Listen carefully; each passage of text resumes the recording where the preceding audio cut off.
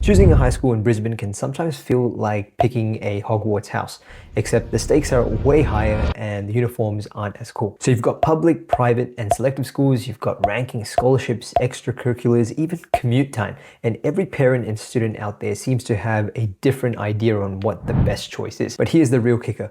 The best school for your ATAR might actually be the worst school for your mental health, because the right school for you depends way more than just a simple ranking, but rather what actually suits and fits you the best. So today my goal is to break down Brisbane's school scene like no one else has done before, and not just focus on the schools who've got the highest ATAR, but also the schools who actually set you up to thrive. If you want a deeper dive into the rankings and you want to get a little bit nitty-gritty with the details, make sure to check the FEST link in the description, which will take you to our blog post that talks a little bit more about the Brisbane school guide. Anyway, on to today's video. So let's start with the elephant in the room. Selective schools. Queensland's Academy for Science, Math and Technology currently sits at #1 for a reason. But here's what the rankings don't exactly tell you. Getting in is brutal, and staying in can be even worse. Now look, the selective environment can be incredible. You're surrounded by driven students, smart kids who push you to the next level. But it can also be suffocating for you if there is just a misalignment in this type of environment. Maybe you're not a natural competitor,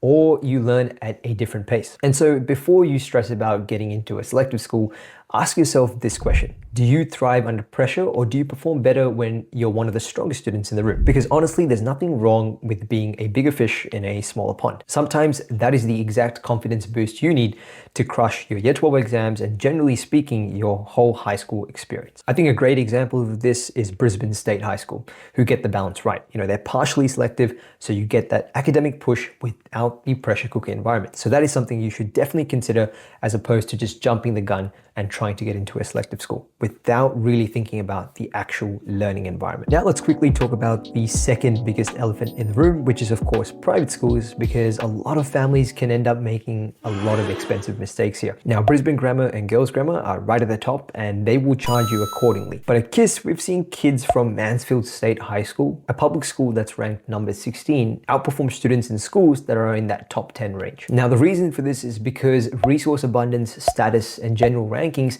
is not always a clear indication of student performance year on year. It certainly increases the chances that the school does well in one given year, but it doesn't guarantee it. We think your best bet is to visit both a private and public school that are both well regarded, and not just limit your observations to the facilities, which are of course going to be a lot fancier in the private school environment, but actually embrace yourself in both environments. Sit in their libraries, walk through their hallways, and speak to current students, teachers, and parents, and then ask yourself the question, where would you actually want to spend the next 5 years of your education? Now, the last factor I want to touch on is something that honestly makes or breaks your high school experience, but it's not even considered in the high school ranking system at the moment. School culture isn't about whether the specific school has fancy buildings, a great sporting program, or a fantastic educational track record. It's really about whether you will actually want to show up every single day. So if you take Brisbane Grammar, for example, they have this intense traditional masculine type culture, and that is great if you thrive in that type of environment, but it's suffocating if you don't, especially for the next 5 years.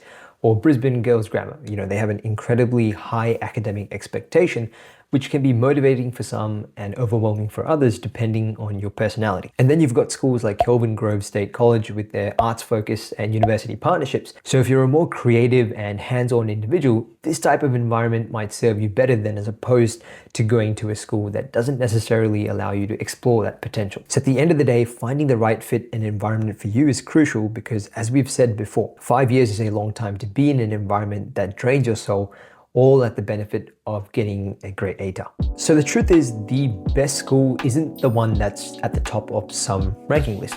Really, it comes down to a few things. Can you develop genuine curiosity? Can you build real friendships? And can you walk out feeling confident about tackling whatever's next? Because let's be honest, we've seen kids in schools that were ranked in the top 20s end up getting into medicine at UQ because they had teachers who believed in them and a culture that really just supported their growth. And we've equally seen students, in the top 5 schools burn out by year 11 because they were so focused on competition that they forgot how to actually enjoy learning. So whether you end up at a top private or public school, or even a school that didn't even make the list, what matters is that you're engaged, you're supported, and you're genuinely excited about your education and learning in general. So if you want more specific insights about navigating high school applications and making the most of whichever school you choose, make sure to check out our complete Brisbane school guide blog post, which will be the first link in the description. And if you enjoyed today's video, make sure to give this video a like, because there will be more content like this in the future.